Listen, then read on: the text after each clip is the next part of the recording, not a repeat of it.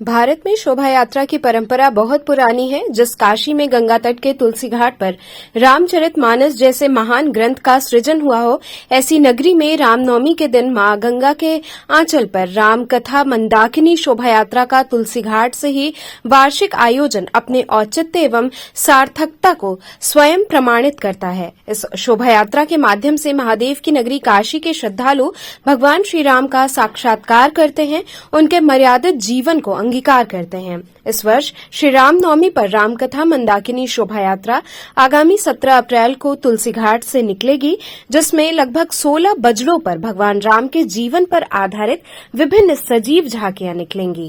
इस बार मंदाकिनी शोभा यात्रा में क्या विशेष होने जा रहा है? इस वर्ष रामकथा मंदाकिनी शोभा यात्रा रामनवमी के दिन जो है शाम को 5 बजे से गंगा में निकलेगी। इसका उद्देश्य है कि समाज में ये वर्ष राष्ट्रीय अस्मिता का वर्ष है और इसमें हम लोग चाहते हैं कि राष्ट्र के प्रत्येक नागरिक अपने नागरिक कर्तव्यों का पालन करे। इसके लिए जन जागरूकता अभियान के तहत हम लोग कहेंगे कि पहले मतदान, फिर जो है जलपान। मतदान करना हमारा कर्तव्य है, क्योंकि जब हम अपने कर्तव्य का पूर्ति करेंगे तभी एक श्रेष्ठ समाज का निर्माण होगा। तो हम सब इस उद्देश्य को लेकर के इस वर्ष अपने रामकथा मंदाकिनी शोभा यात्रा निकाल रहे हैं, जिसमें कि करीब 20 झांकियाँ रहेंगी। इसमें सभी झांकियों पे भगवान श्री राम के जन्म से लेकर के उनके राज्याभिषेक और इसके बाद लवकुश संवाद तक ऐसा सजीव झांकियाँ रहेंगी। साथ ही साथ हम सब जो है जागरूकता के लिए अपने यहाँ मतदान को प्रोत्साहित करने के लिए हम लोग अपने अपने बजड़ों पे तख्तियाँ भी लेकर के समाज को जागरूक करने का प्रयास करेंगे। नवीन जी, इस बार राम कथा मंदाकिनी शोभा यात्रा का कौन सा वर्ष है और कितने वर्षों से आप इसको कर रहे हैं? इस वर्ष ये 36वां वर्ष है। सन 1988 से ये कार्यक्रम प्रत्येक वर्ष रामनवमी के दिन यहाँ आयोजित होता है और इस कार्यक्रम की विशेषता ये है कि प्रत्येक वर्ष हम लोग किसी न किसी नए प्रयोग करते हैं। जैसे कभी हम लोगों ने पर्यावरण के ऊपर लेकर के काम किया, कभी अविरल गंगा, नमामि गंगा, कभी स्वच्छता के ऊपर लेकर के, कभी हम लोगों ने बेटी बचाओ बेटी पढ़ाओ के ऊपर लेकर के थीम बनाया। तो इस तरह से अनेक वर्षों से हम लोग प्रत्येक वर्ष कुछ नया थीम लेकर काम कर रहे हैं। कोविड काल में भी हम लोगों ने, आप लोगों को ध्यान होगा कि कोविड काल में पत्रकारों ने अपने पत्रों में लिखा कि मास्क में भगवान श्री राम की झांकी निकली हुई थी। हम लोगों ने कोविड के नियमों का पूरा पालन करते हुए भी उस वर्ष एक जो है प्रतीकात्मक यात्रा निकाली थी।